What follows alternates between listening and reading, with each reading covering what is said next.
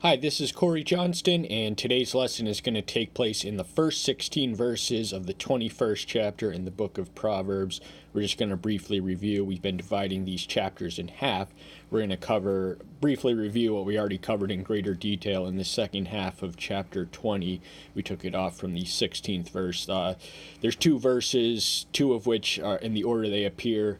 The reason I selected this way pertain to our spiritual warfare, or I'm going to liken it to them in my own lens of interpretation. Then the next two verses correspond with the first and second verses of the chapter we're going to be covering today itself. So just hold that in mind. So remember, spiritual warfare are verses 18 and 22. By counsel, plans are established, and by wise guidance, wage a battle. So military demands necessity and emergency. It demands preparation to eliminate the emergency situation. So you want to have a plan before you go into battle, be it military or spiritual. We have to identify our enemy, know his tactics, know his devices, walk in the full armor of Elohim and know what that is, and seek the wise guidance that his spirit can provide. The spirit is an omniscient being. He is our comfort and counselor in our spiritual warfare, and this is how we have to wage a battle, by walking with him in our hearts and our souls, and have his will be dominating our thoughts. In verse 22, do not say, I repay evil. Wait for Yahweh, and he saves good. So as Christians, we are especially instructed not to sue people. If someone sues you for a cloak, give him two. And we are almost invited to be abused upon voluntarily if one takes the Sermon on the Mount, certain parts of it at face value. But the best form of justice is Yahweh's justice. We have faith in him that he will mete it out all in the end. We don't need to seek vengeance. That's one of the blessings and benefits of belonging to Yahweh, because vengeance is his, it is not our own. We have the complete faith, and this is often the most difficult, even though it is the best form of judgment, because it demands patience and endurance. But he will save us, he will deliver us from the evil one and all his demonic and human minions. Verse 24, this corresponds to verse 1 of the chapter we're going to be covering. The steps of a man are from Yahweh. What does a man know about his own way? So there's a qualitative chasm in our intelligence. Yahweh is an omniscient being. That's the attribute of infinite or unlimited intelligence, whereas man's minds are finite and can only know so much, and really only know so little. We barely know a blip in the dot of the universe of his imagination. So the implicit admonition here is don't do your own planning. Make sure your plans are aligned with his will. Seek out for the knowledge of his will for you and the knowledge of his will in general, and that will guide you better than you could ever hope to. Verse 27 corresponds to verse 2. The spirit of a man is the lamp of Yahweh, searching all his inmost parts. So we have residing within us a lamp of Yahweh. It was placed by him there, and this is our conscience, and it dwells from our spirit. It emanates therefrom, and this searches us and gives us our moral inventory and evaluation. So whenever we feel guilt, we should, because guilt is like physical pain. That is spiritual pain when we know we have done an immoral act or deed. So it is good that we have guilt, but he can remove it and wipe the slate clean and ultimately forgive us. Now we're going to start the lesson itself, chapter 21, remember verses 1 through 16. Opening verse, the king's heart is as channels of water in the hand of Yahweh. He turns it wherever he wants. So the monarchy was a relatively recent institution by the time Solomon wrote this. He was the third one.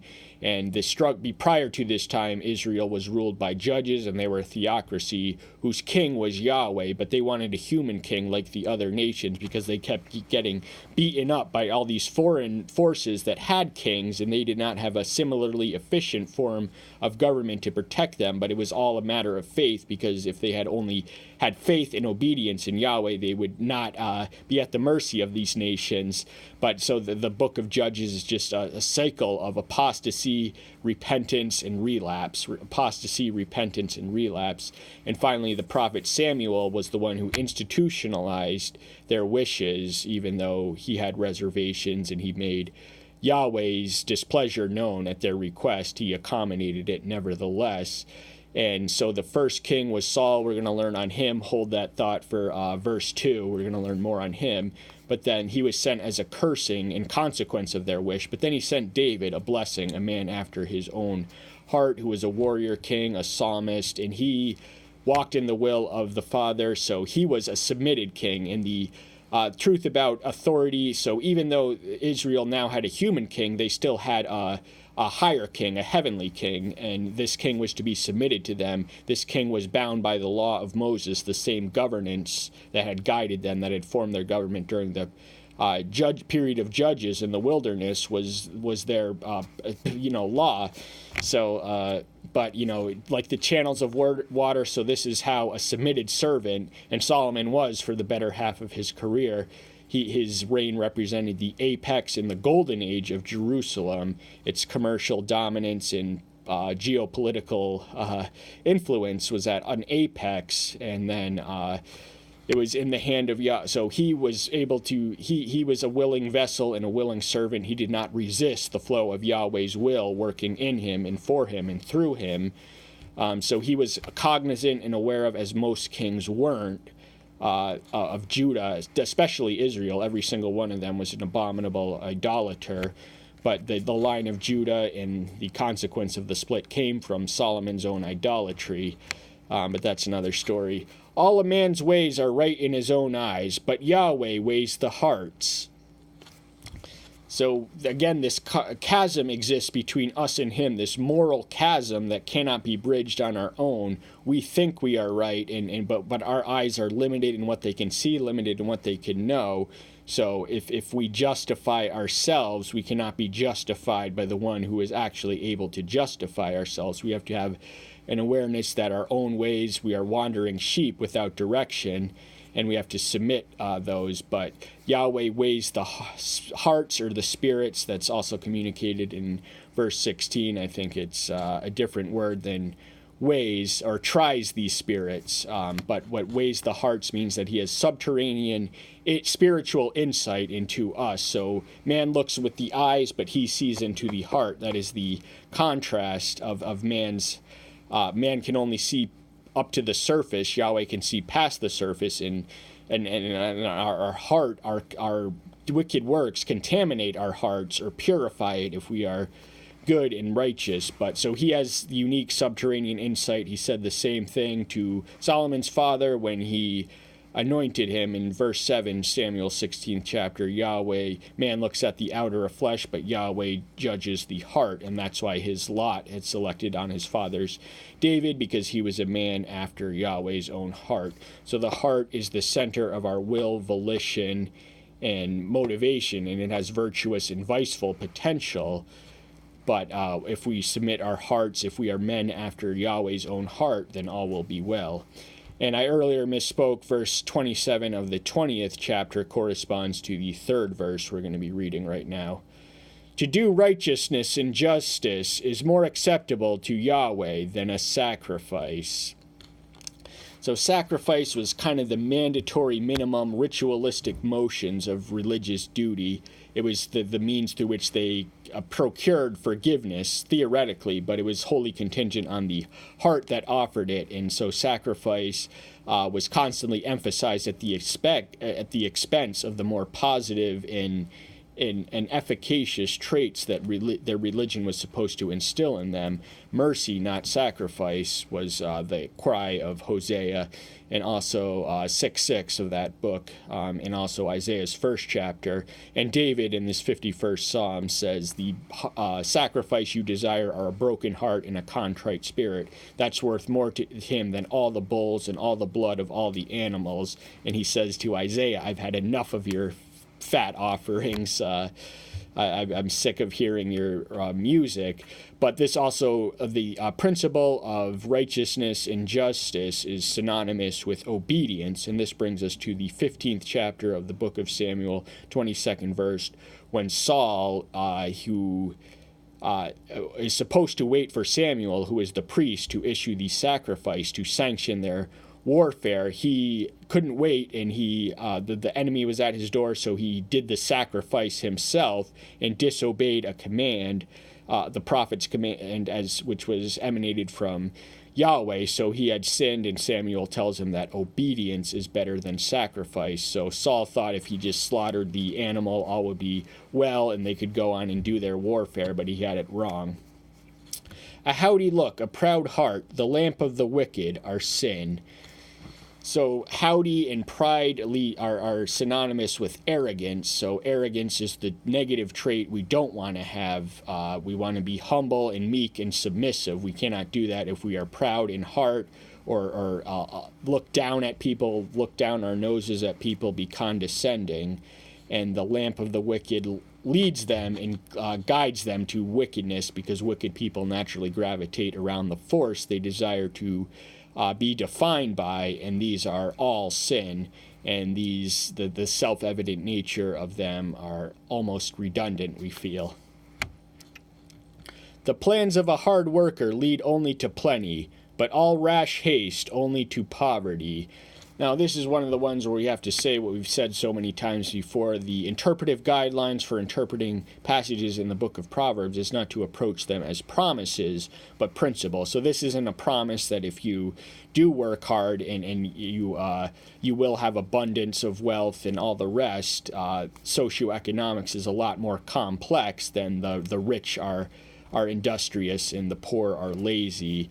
But that, rash haste, this is the get-rich-quick scheme, and people can get wiped out in an instant by falling for these scam artists and these get-rich-quick schemes. He's telling you to have your own plans and work hard, and these will lead to plenty. There are no shortcuts to wealth that last, so you do have to work hard to gain and acquire and accumulate money that will last. But if you just try to cheat, there are no shortcuts to lasting success, be it financial, spiritual, or anything else. And success we define as the progressive attainment of a worthy ideal.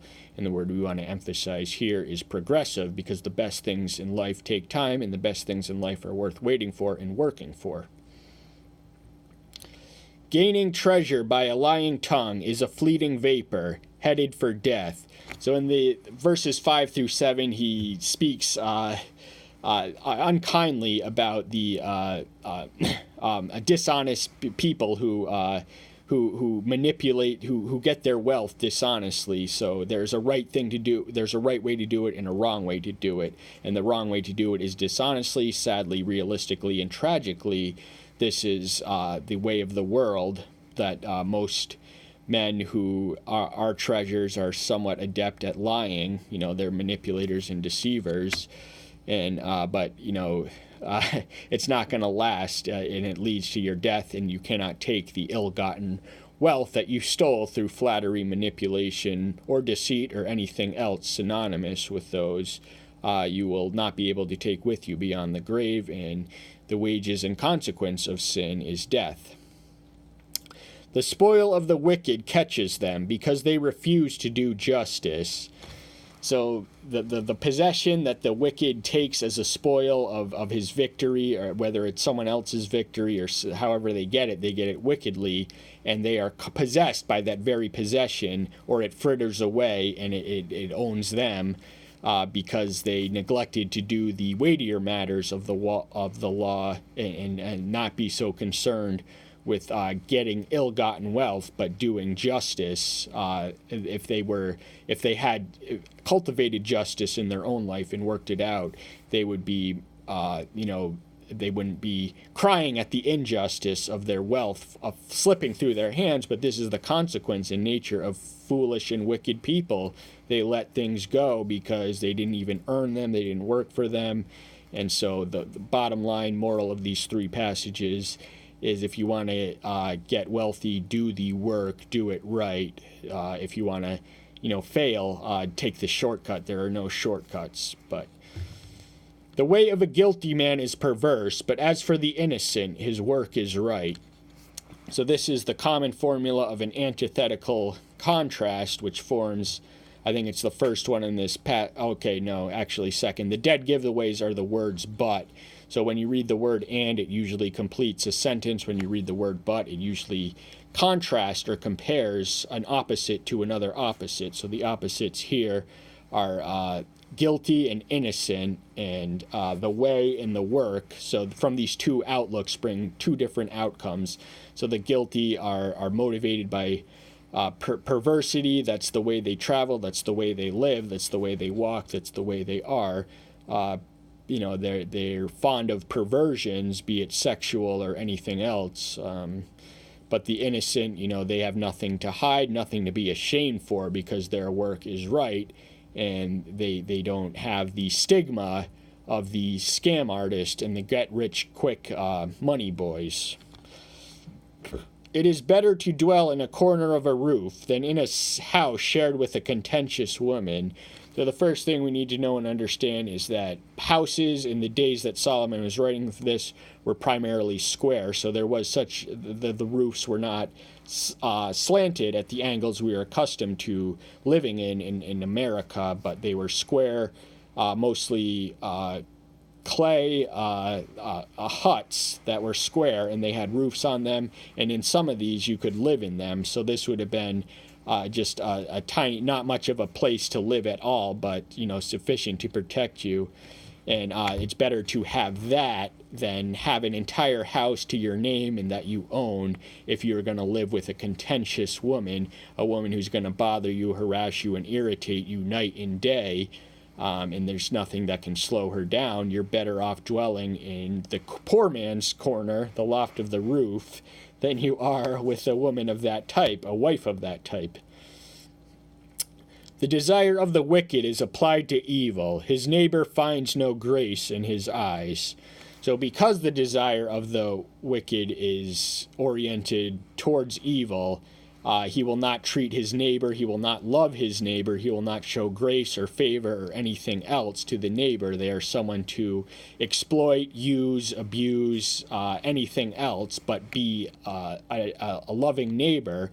If you live next to the wicked man, and neighbor does not necessarily mean next door neighbor, it just means someone in the same city or hood or neighborhood or anything else. So the Israelites considered themselves neighbors. That's usually who anyone living in their land was, a neighbor. And the term neighbor has a global connotation in the Christian nomenclature. When the scoffer is punished, the simple is made wise, but when the wise is instructed, he receives knowledge. So we read something similar to that in 1920. We covered that recently. So the scoffer, we recognize this formula as identical. A scoffer is one who treats trivially that which should be treated significantly, and one who conversely treats significantly that which ought to be treated trivially.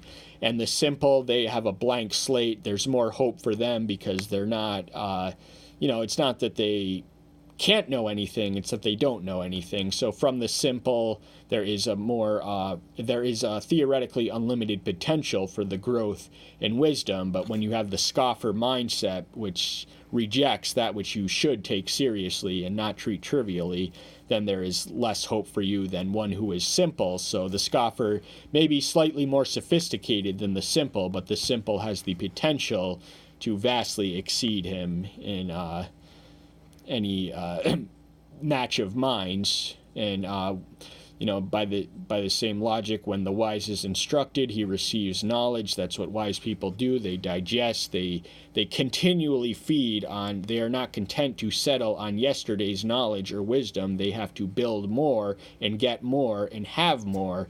And the way they do that is by receiving. They are open and inviting. They have their ears open and their mind attentive to receive knowledge. That is the thing they crave, and that is the thing they are given. When they are instructed, they receive knowledge. The righteous one wisely considers the house of the wicked. He overthrows the wicked for their evil. Now, the righteous one is all capital letters. That can only mean who? Yahweh or Elohim. He is uniquely righteous and intrinsically so. He is perfectly, absolutely, and totally righteous. This is one of his attributes, and an attribute is more than a characteristic or trait as we define ourselves in humans. When we speak of divinity, we refer to attributes because these things can be attributed to him. They emanate from him. He is the full embodiment and essence of all of these things. And one of his attributes is righteousness. And so because he is righteous, he will not tolerate. He will wisely consider the house of the wicked. He does have a forgiving streak, but he also is a God of justice. And so he has to wisely consider the house of the wicked. Should I give them a second chance? Should I make myself known to them? Should I intervene in their life and send them a signal? But he wisely considers, and he will have grace and mercy on those he has, and judgment on those he does not, but he will certainly overthrow the wicked who persist in their wickedness for their evil. That is the retributive justice and the consequential causational effect of living by wickedness, is that you inherit evil, and that evil is administered and applied to you by the judge, the heavenly judge, the divine judge. Whoever shuts his ear to the cry of the poor, let him also cry and not be heard. So the poor are an item of tender concern and affection for divinity. As the maker of us all, there is a democracy, and that the hands of Yahweh made both the rich and the poor. They are both his maker. So when we treat, how we treat Yahweh's children is an accurate encapsulation of how we treat him. And so we are, in another proverb, I think, we are told to give to them as an investment with us. It may not pay financial dividends, but he will take note of how we tenderly regard the more unfortunate in our midst. And but if you're, like the the anonymous rich man in the chapter of Lazarus, Luke 16, who let this beggar set up shop on his gate at his door in his mansion, but never gave him anything. He found the situations dramatically reversed. Lazarus was a poor man who dogs used to lick his wounds, the sores on his skin, yet he was comforted in Abraham's bosom, while the anonymous rich man was burning in the lake of fire, asking for a drop to cool his tongue from the one he had not given anything to in life for. So there are definite consequences for neglecting the poor in our midst, and that is that we are beggars for salvation, so we have to accommodate with generosity the beggars in our midst. A gift in secret subdues displeasure, and a bribe in the bosom strong wrath. So gifts and bribes are, bribe is technically illegal, so it would never be done out in the open. It's always behind the scenes and in private. So a gift in secret is much the same thing as a bribe, and a bribe in the bosom that can be a more a public thing will invite strong wrath, because there are definite legal ramifications for bribing in public and blowing your cover and making it known. A bribe is to be done in secret, or else it cannot hope to be successful. But a gift in secret will appease the wrath of the party to whom it is given. But a bribe in the bosom pleases no one. It's no one's advantage, and they will incur the wrath of society and its judges. To do justice is joy to the righteous, but ruin to the workers of wickedness. So the motivation for doing having justice is joy for the righteous. We genuinely enjoy to be a part, an instrument, and not contribute adversely to the balance of justice, however limited power we may have. But from a different outlook springs a different attitude and outlook and outcome. So it brings ruin to the workers of wickedness, because they will be judged for their wickedness. So the little justices we do in our day-to-day life is part of the cosmic struggle of good and evil, and the workers of wickedness must reap ruin, because that is what they had sown. They are destroyers, they shall be destroyed accordingly. Justice demands no less. A man who strays from the way of understanding rest in the assembly of the dead. Now, what's interesting here is that this hypothetical characteristic man had a foreknowledge of the way of understanding, yet forsook it in his path. And this takes us to the New Testament, Hebrews 10:26-27, and also 2 Peter, especially 2 Peter 20:21. This says that if you came to a saving knowledge and forsook it, then you're better off if you never had that saving knowledge. So the way in this context is the covenant path. He is a New Testament, writing for a New Testament audience. We Christians interpret the way as something different, but we do want to appreciate who he was writing for. And if you came to a knowledge of salvation or righteousness or justice and then said you had enough, you tried it out, it's really not for you, then you are deader. You are as dead as everyone else. And so it would be better you do with the coming of the understanding, and this is one of the things I have to warn you, comes ethical obligations and entailments and consequences for not honoring your end of distributing and building on the understanding that you have accumulated thus far. And it is a lifelong journey, so I hope that's the reason you're here. I know that's why I am. That's all the time we have for today. Thank you so much. I'll see you soon. Take care until then. Bye-bye.